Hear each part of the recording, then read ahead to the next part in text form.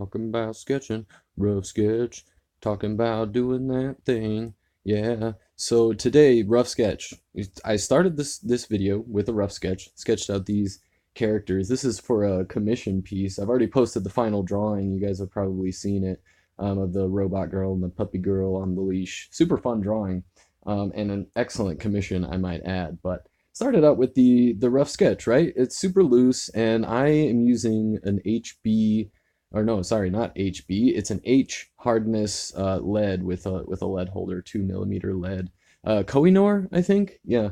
I've really been liking this one. It's got a nice smooth tone, and depending on how I sharpen the graphite, I can get a bunch of different line qualities out of it. It's done pretty well for doing this kind of like process of refining the rough sketch I've been doing a little bit more of lately. So once I've got the sketch blocked out, I'm going through a couple like phases of refinement here. And the first phase is the biggest one, which you can see where I'm kind of taking the lines and the shapes from the rough sketch that I like and reinforcing those, and then going in with the eraser and changing the areas that don't work quite as well. So I get the gesture of the rough sketch on the paper because I've got the picture in my mind, so I just want to get it out on the paper. And then once it's on the paper, I'm looking a little bit closer. There's nothing wrong with changing your rough sketch. If you put your rough sketch down and you don't like it at all, there's nothing wrong with erasing it and starting over. I do that all the time. There's also nothing wrong with erasing big chunks of it. You know, a rough sketch can look good in your mind, and then once it's on the paper, you're like, there's some stuff that needs to be worked on.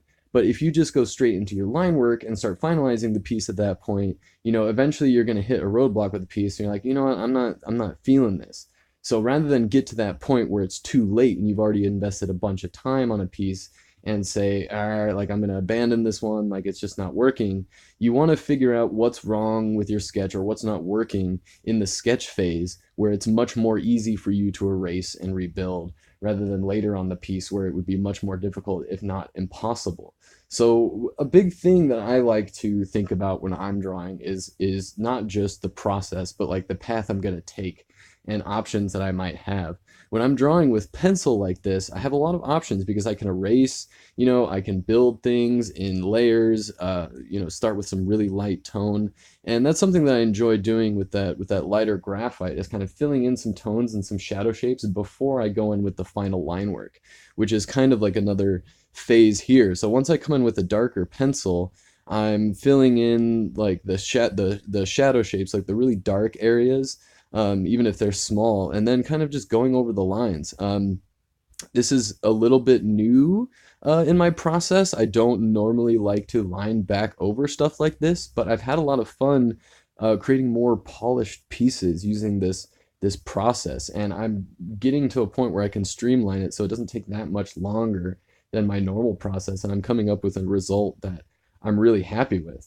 So thinking about your process, thinking about not just what you're doing now, but what you're going to do in your next few steps in your process. You know, as if you're playing chess, you want to plan your piece as much as you can, but also realize that there's only so much planning you can do.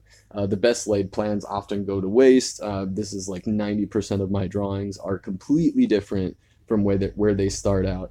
And, you know, it just gets to be a total crazy mess sometimes. But that's okay. There's nothing wrong with a mess as long as you're aware of and maybe have some control over the mess. And at this point, this is kind of like where I'm at my final stage of refinement too. It's a minor one, but putting in the background, you can actually have a lot of utility here. You know, if you've made mistakes or there's anything you want to cover up, putting in background, you can cut a lot of that stuff out. You know, I like to use heavy ink backgrounds with graphite. I've been doing that lately, and it's been a lot of fun. It kind of really highlights the contrast between like the sharp inks and the unfinished graphite, and I just really like that. And it's also a great way to just hide absolutely any mistakes you made. But yeah, so hopefully you got something from this. I had a lot of fun, so I hope you enjoyed the video. Thanks for watching. You're awesome. Bye.